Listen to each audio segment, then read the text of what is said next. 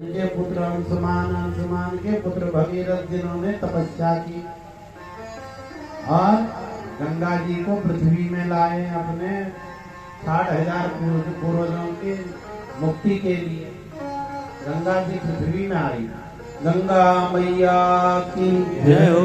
गंगा क्या नहीं देती है? गंगा सब कुछ देती है। 1000 किलोमीटर दूर बैठा हुआ व्यक्ति भी यदि गंगा गंगा कहता है तो भी गंगा उसको मुक्ति देती है। ऐसी भगवती गंगा है। और आज गंगा हमसे कह रही है मुझे बचाओ। भारत सरकार को गंगा के लिए एक मंत्रालय बनाना पड़ गया, फिर भी गंगा की स्थिति ऐसी है। कल ही मैं समाचार में देख रहा था, रात्रि को जमुना का, दिल्ली का समाचार था, जमुना की जो स्थिति है। तो इसलिए ये नदियां, ये हमारा जीवन है। गंगा नहीं रहेगी तो भारत भारत नहीं होगा, तो इनको बचाना भी हमारा कर्तव्य है। कथा आगे बढ़ी। खड्वांगा दीर्घ बाहुश्च रघुस्तस्मात् पृथुस्रवाः अजस्तथो महाराजस्तस्मात् दशरथो अभवत्।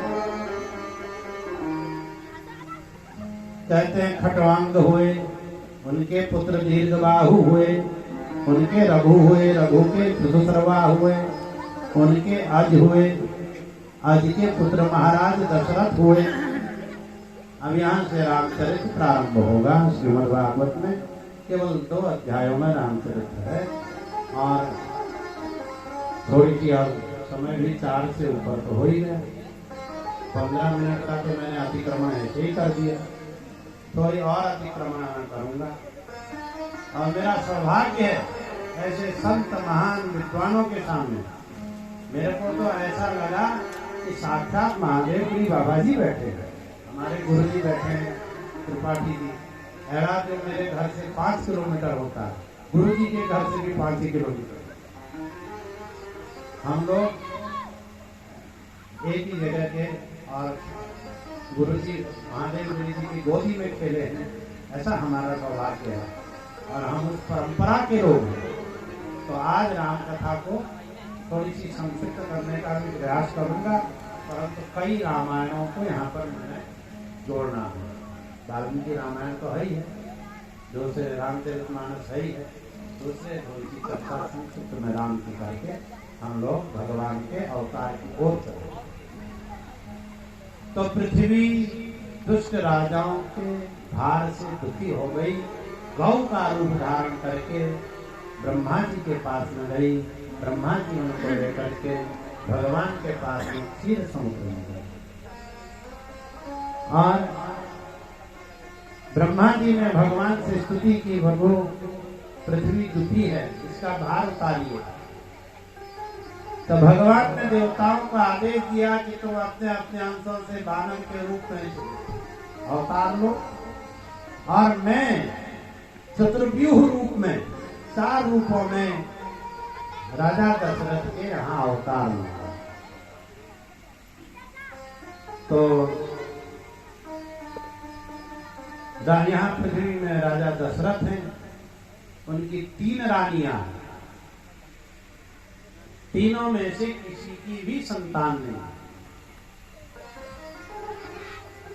राजा दशरथ दुखी होकर के अपने गुरु के पास में गए। गुरु जी से कहा, वशिष्ठ जी से कहा कि गुरुदेव, सूर्य वंश का सूर्य का मुझ दशरथ में ही अस्त हो जाएगा।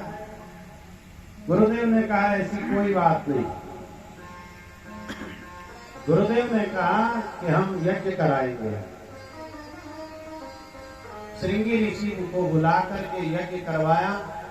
यज्ञ नारायण भगवान प्रकट हुए यज्ञशाला में, पायस का पात्र दिया।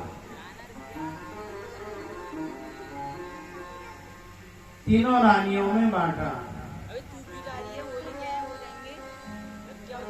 तीनों रानियों में पायस बांटा गया। तो कैकेयी जी को थोड़ी दुख हुआ।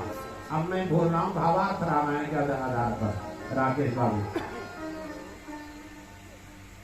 तीनों रानियों को पायस बांटा गया। कैकेयी जी थोड़ी नाराज हुई, उनका पायस एक चील उठा करके ले गया, जो अंजलि को दे दिया। हनुमान जी हुए हनुमान जी महाराज की जय हो। ये हम बोल रहे हैं एकनाथ महाराज की भावार्थ रामायण करने वाले। सब रामायणों को मिला करके मैं राम कथा कहूंगा और अलग अलग ऐसे नहीं कहूंगा कि कौन कहां से। तो आप शंका मत करना, क्योंकि नाना भांति राम अवतार है। राम जी के अवतार के भी कारण कई है और रामायण शत कोटि अपार, रामायण भी करोड़ों है। अब केकई के पास कुछ नहीं तो सुमित्रा जी और कौशल्या जी ने अपने अपने हिस्से से दिया, इसलिए कोई कहते हैं कि केकई के दो हुए, परंतु रामचरितमानस के आधार पर और वाल्मीकि रामायण के आधार पर सुमित्रा के दो, सुमित्रा दो बेटे सुमित्रा के थे। देवी भागवत के आधार पर भी सुमित्रा के ही दो पुत्र हुए, परंतु कहीं कहीं किन्हीं रामायणों में ऐसा भी वर्णन आता है कि भरत शत्रुघ्न दोनों केकई के थे। तो जो भी है भगवान तो चार रूप में आ ही रहे हैं। अब तीनों रानियां सगर्भा हुई, भगवान के अवतार की वह बेला है। नौमी तिथि मधु मास पुनीता, शुक्ल पक्ष अभिजित हरि प्रीता। नौमी तिथि है, मधुमास चैत्र का महीना है। अभिजित मुहूर्त में मध्य दिवस अति शीत न घामा। मध्य दिवस में न तो बहुत ठंड होती है चैत्र में, न बहुत धूप लगती है। ऐसे समय में, जिस समय में सब विश्राम करते हैं, ऐसे समय में भगवान का अवतार हो रहा है। गोस्वामी जी भगवान के अवतार की स्तुति कर रहे हैं। भय प्रकट कृपाला दीन दयाला कौशल्या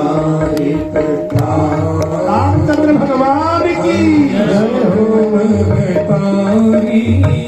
मुनि मनहारी अद्भुत रूप विचारी, लोचन अभिरामा तनु घन श्यामा, निज आयुध भुज चारी, भूषण मन माला नयन विशाला, शोभा सिंधु कला। कह दुई कर जोरी स्तुति कोरी, विधि करहु अनंता, माया गुण ज्ञाना गीत रमाना, वेद पुराण मनंता, करुणा सुख सागर सब गुण आगर, जीवितावि श्रुति संता, सुभगहित लागी जन अनुरागी, करहु प्रकट श्रीकंता। ब्रह्मांडिनी काया निर्मित माया, रोम रोम प्रतिवेद करे, मनोर शोभासी यह उपहासी, सुनत हीर मति फिर नर, उपजा जग ज्ञाना प्रभु मुस्काना, चरित बहुत निधि की कही कथा सुखाई, मार्ग बुझाई, जीवकार सुध प्रेम करे, माता पुनि बोली सोमति डोली, तजहु की शिशुलीला अति प्रियशीला, यहो सुख परम सुनी बचा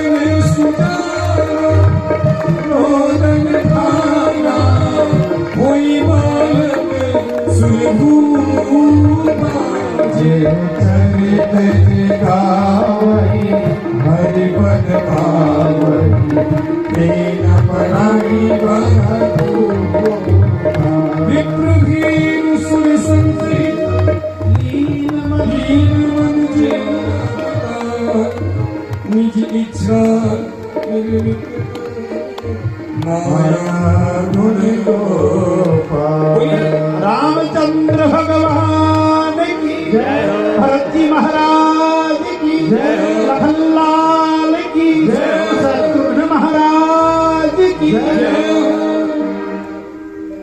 तो भगवान का अवतार हुआ, माँ कौशल्या को दर्शन दिया। भगवान ने कहा कीजिए शिशु लीला करना। तो माँ से कहा तुझे ज्ञान देने के लिए इस रूप में आना। शिशु लीला करने लग गए। चक्रवर्ती जी को पता चला कि लाल हुए हैं, तुरंत आ गए। जात कर्म संस्कार वशिष्ठ जी से करवाए। वशिष्ठ जी नामकरण संस्कार कर रहे थे, ऊंचे आसन में बैठे हैं वशिष्ठ। राजा की गोद में, चक्रवर्ती जी की गोद में राम है, कौशल्या जी की गोद में भरत नंदन है, सुमित्रा की गोद में लखनलाल है, शत्रुघ्न कैकेयी जी की गोद में। और वशिष्ठ जी की आंखों से आज अश्रुधाराएं निकल रही हैं। क्यों रो रहे वशिष्ठ जी? आज उनको अपने पिता ब्रह्मा की याद आ गई। जब ब्रह्मा जी ने कहा एक दिन वशिष्ठ जी से, वशिष्ठ तुम सूर्यवंशी राजाओं के पुरोहित बन जाओ। वशिष्ठ जी ने कहा बड़ा बंधन है पिताजी, पुरोहित पुरोहित कर्म की निंदा बहुत निंदनीय है, बहुत बंधन होता है इसमें, मैं नहीं बनूंगा, मैं तो ब्रह्म को प्राप्त करना चाहता हूँ। तो ब्रह्मा जी ने कहा जिस निर्गुण ब्रह्म को तो योग के द्वारा प्राप्त करना चाहता है, वो निर्गुण ब्रह्म सगुण साकार होकर तेरा शिष्य बन करके आएगा सूर्यवंश में। जा सूर्यवंशियों का पुरोहित हो। आज ब्रह्मा का स्वतंत्र सत्य हो गया। साक्षात निर्गुण निराकार ब्रह्म सगुण साकार होकर के बैठा। भगवान प्रकट होते हैं, आपके हमारी तरफ पैदा नहीं आते, प्रकट हो। ये तो गर्भ धारण करना है, सब माया माया। भगवान प्रकट हुए तो नामकरण संस्कार हुआ, थोड़ी बड़े हुए। बालरी नाय की गुरु गृह गए, पढ़न रघुराई, अलप काल सब विद्या पाई। जाकी सहज श्वास श्रुति चार, सो हरि वेद पर सो हरि पढ़ यह कौतुक धारी। गुरु जी के घर में गए, थोड़ी ही दिनों में सारी विद्या आ गई। जिसके श्वास में वेद निकला, तेने ब्रह्म हृदय आदि कवये। पहले ही श्लोक में जा रहे हैं हम भागवत जी के। जिसने ब्रह्मा के हिरण्यगर्भ ब्रह्मा के हृदय में वेदों को प्रकाशित किया, वो ब्रह्म आज स्वयं पढ़ने जा रहा है। इसमें आश्चर्य है, कौतुक भारी, बड़ा आश्चर्य हो रहा है। भगवान क्यों कर रहे हैं ऐसा, ऐसी लीला? कहते हैं मृत्यावतार, मनुष्य का अवतार लेकर के मनुष्य शिक्षण, मनुष्य का अवतार लेकर भगवान मनुष्य को शिक्षा दे रहे हैं कि अरे मनुष्यों में ब्रह्म होकर भी गुरु की सेवा कर रहा हूं, तुम भी गुरु की सेवा करो। अब गुरु के घर से आ गए, विश्वामित्र जी को पता चला कि भगवान ने अवतार धारण किया है। तो भगवान से सानिध्य कैसे हो, क्या बहाना है? तो बहाना मिल गया, असुर समूह सतावहि मोह। विश्वामित्र ने कहा मुझे असुर समूह सता रहे। विश्वामित्र अयोध्या आ गए, सरयू में स्नान किया और चक्रवर्ती जी के पास में गए, कहा कि हे राजन, असुर समूह मुझे सताता है। तो चक्रवर्ती जी ने कहा क्या कर दूं? कहा कि मुझे राम दे दो, लक्ष्मण दे दो। चक्रवर्ती जी ने कहा 60 वर्ष सहस्त्राणी वाल्मीकि रामायण। वहां कह रहे हैं चक्रवर्ती जी की 60,000 वर्ष मेरे जीवन के बीत गए, हम कैसे राम देव? राम जी 60 वर्ष के बाद ही मिलते हैं, जब बचपन से आप लोग प्रयास करेंगे। गोस्वामी जी ने भी 68 वर्ष 68 वर्ष की अवस्था में रामचरितमानस का निर्माण किया है। 60 वर्ष के बाद ही राम को की प्राप्ति होती है। और स्वयं चक्रवर्ती जी कह रहे हैं वाल्मीकि रामायण में 60 वर्ष सहस्त्राणी, 60,000 वर्ष मेरे जीवन के बीत गए, अब मुझे राम मिला है, मैं नहीं दूंगा। विश्वामित्र कुछ क्रोधित होते, इससे पहले वशिष्ठ जी आ गए, उन्होंने समझाया, राम जी गए, मार्ग में तारकामिनी उसका उद्धार किया प्रभु ने। यज्ञ की रक्षा कर रहे हैं दोनों भाई बैठ करके। सुबाहु और मारीच ने आक्रमण किया, सुबाहु को भगवान ने बाण मारा, उसको उसका उद्धार किया, बिना फणका बाण मारा, मारीच को समुद्र के पार फेंक दिया। विश्वामित्र जी प्रसन्न हो गए, कहा हे राम तुमने ब्राह्मणों का यज्ञ पूर्ण किया, अब क्षत्रियों का यज्ञ चल रहा है मिथिला में। मिथिला गए, मार्ग में गंगा जी का दर्शन, स्नान किया, गंगा का महात्म्य पूछा। एक आश्रम मिला जो बहुत सुना पड़ा हुआ है, अहिल्या का उद्धार किया। अहिल्या ने कहा मैं नारी अपावन, प्रभु जग पावन, मैं एक तो नारी अपवित्र और प्रभु जग पावन। हे प्रभु, मुझे मेरे पति ने जो साथ दिया, मुनि जो साप जो दीना अति भल कीना, मेरे पति ने जो मुझे साथ दिया बहुत अच्छा किया। यदि साथ नहीं देते गौतम जी तो हे प्रभु आपका, हे राजीव लोचन, आपका दर्शन मुझे कैसे हो। प्रभु मिथिला पहुंचे, परिचय हुआ जनक जी से। जनक जी निर्गुण निराकार में ही जिनकी आसक्ति है, संसार के किसी मनुष्य, किसी स्त्री, किसी पदार्थ में उनकी आसक्ति नहीं है, परंतु राम को देख करके अपनी नजरें हटा नहीं पाए। तो परिचय हुआ, ये दोनों दशरथ के पुत्र हैं। जानकी जी ने भी दूर से भगवान को देखा, जानकी जी ने भगवती का पूजन किया, धनुष में पहुंचे हैं भगवान। किसी ने भी धनुष को उठा तक हिला तक नहीं पाया। विश्वामित्र के कहने पर भगवान ने धनुष भंग किया। जयमाला पहनाई सीता जी ने। ये स्वयंवर है, इसी को स्वयंवर कहा गया। सीता जनक जी ने 4 दूतों को भेजा अयोध्या। महाराज दशरथ आ रहे हैं चतुरंगनी अपनी पूरी बारात को लेकर के। चक्रवर्ती जी के साथ में एक ही रथ में बैठे विश्वामित्र, वशिष्ठ और चक्रवर्ती जी, राजा और पुरोहित एक ही रथ में बैठकर आ रहे हैं। एक रथ में शत्रुघ्न और भरत जी बैठे हैं। मिथिला पहुंचे, भगवान का विवाह हुआ सीता जी से, उर्मिला का विवाह हुआ लखनलाल से, मांडवी का विवाह हुआ भरत जी से, सुतिकेती का विवाह हुआ शत्रुघ्न के साथ। राजा बड़े प्रसन्न है चक्रवर्ती जी की बेटियां नहीं थी, बेटे ही बेटे थे। 4 बेटियों को भी ले जा रहा हूं। पहुंचे, अयोध्या पहुंचे। जब से राम ब्याह ही घर आए, जब से भगवान ब्याह करके आए हैं, अयोध्या में नया नया महोत्सव मनाया। रोज महोत्सव मन रहा। एक दिन चक्रवर्ती जी ने देखा, उनको कुछ सेवक उनके मुकुट पहना करके चले गए। चक्रवर्ती जी ने दर्पण में अपना मुख देखा। जब सब लोग चले गए, सबके सामने दर्पण नहीं देखना चाहिए। आप लोग सबके सामने देखते अपने मुख। दर्पण किसको कहते हैं? जो दर्प दे, जो दर्प दे वो दर्पण। तो जब सब चले गए तो चक्रवर्ती जी ने दर्पण में अपना मुख देखा, तो देखा राजमुकुट मेरे मुख सिर पर रुकता नहीं।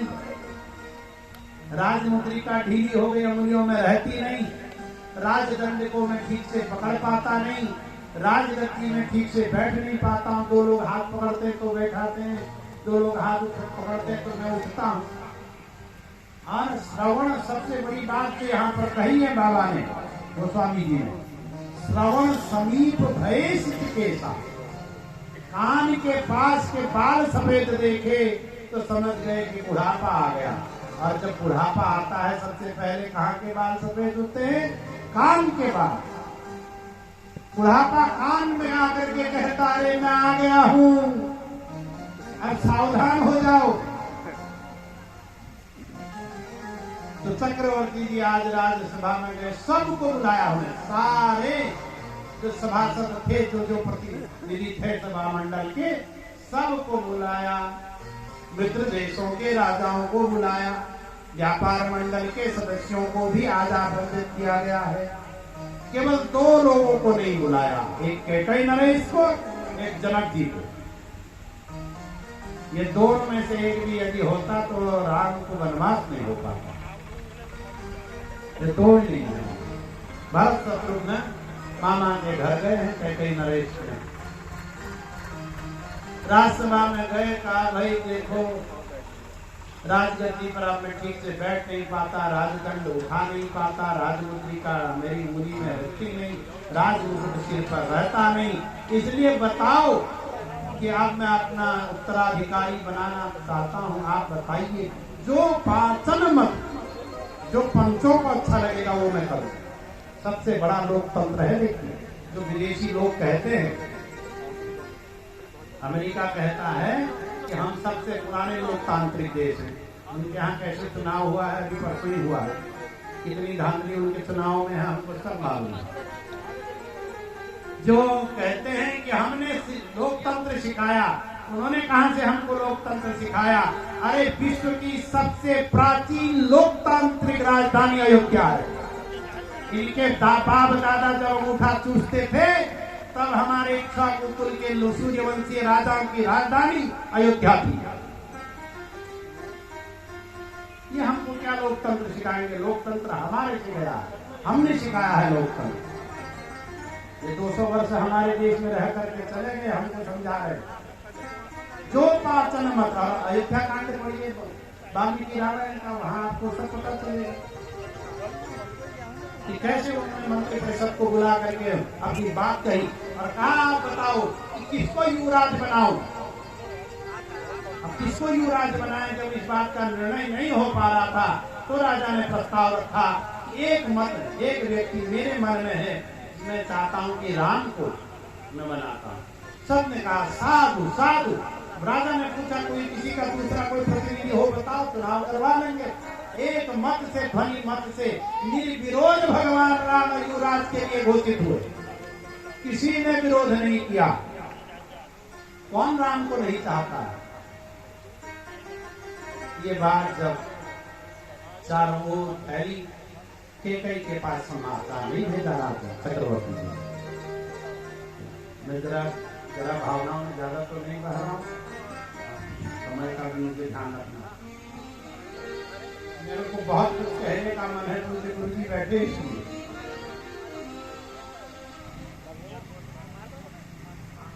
तो फिर भी मैं बहुत छोटी बात कहकर, कम बातों में, कि एक वहां की नहीं है, सब वहां के हैं। एक उस राज्य की नहीं है। कौन? मंथरा। नाम मंथरा, नाम मंथरा है और कैकई की चेरी मैंने दासी है। कैकई नरेश की दासी है। उसका वेतन भारत सरकार नहीं देती, अयोध्या के लोग नहीं देते। कौन देता है? कैकई नरेश देते हैं। वो उसको दहेज नारी, वो भारत की नहीं। और जो भारत के नहीं होते हैं वही कहते हैं राम काल्पनिक। नहीं तो राम तो हमारे हैं। राम काल्पनिक हो ही नहीं सकते, कल्पना में नहीं है राम। तो कैकई के ऊपर विघ्नेश्वरी बैठ गई, कैकई ने विघ्न डाला। आपको सारी बात पता है। मंत्रा के ऊपर विघ्नेश्वरी बैठी, उसने कैकई को समझाया, कैकई ने 2 वर मांग ली।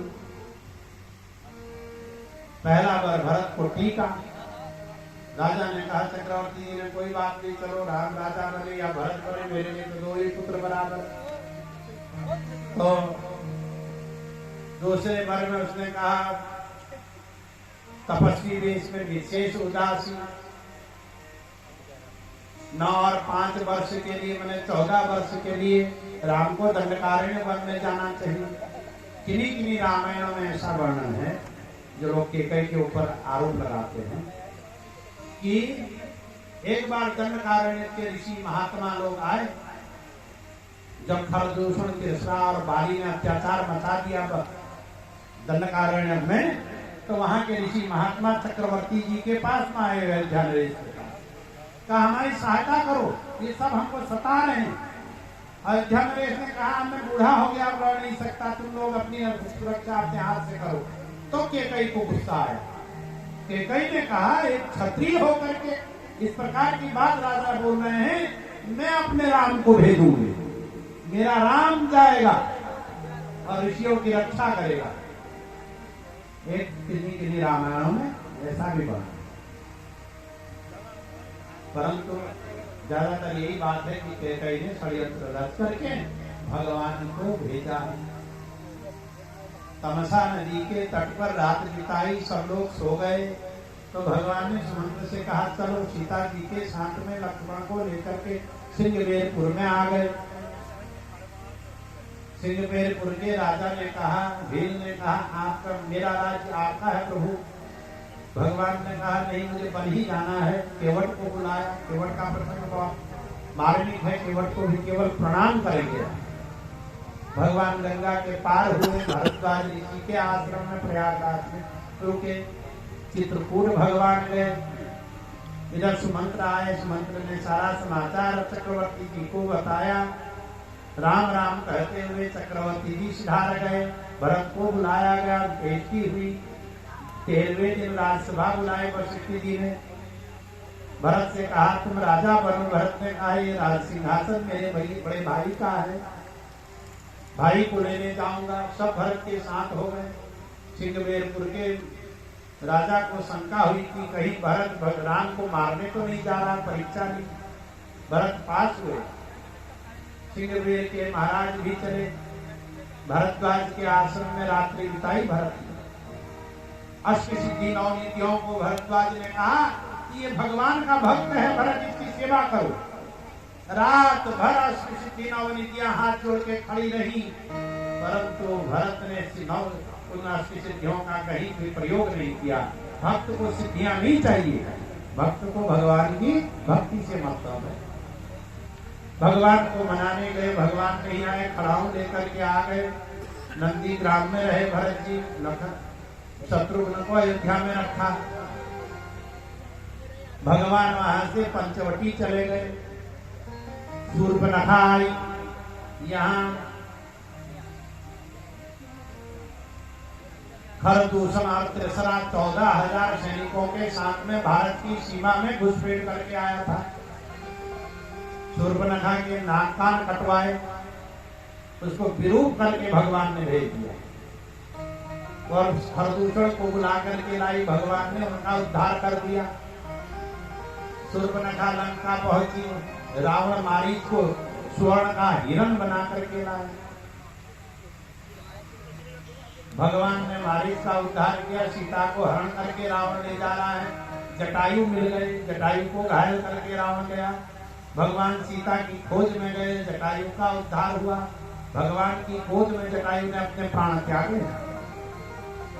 भगवान ने कहा अपने पिता की अंत्येष्टि तो नहीं कर पाया, बड़ा पुत्र होने के नाते मेरा धर्म था मैं अपने पिता की अंत्येष्टि करता, परंतु तुम मेरे पिता के सखा हो, मित्र हो, मेरे पिता समान हो, तुम्हारी अंत्येष्टि करूंगा।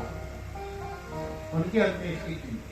पंपा सरोवर में गए, सबरी जी को भी केवल प्रणाम है, उनके चरित्र को भी केवल प्रणाम करके आगे बढ़ते हैं। ऋषिमुख पर्वत में सुग्रीव बैठा है 4 मंत्रियों के साथ, जामवंत, नलनील और हनुमान जी के साथ में। हनुमान जी महाराज की उतरे, हनुमान जी पर आए खोज जांचने के लिए कौन है, देखा ये तो मेरे प्रभु हैं। ब्राह्मण के रूप में हनुमान जी आए। वाल्मीकि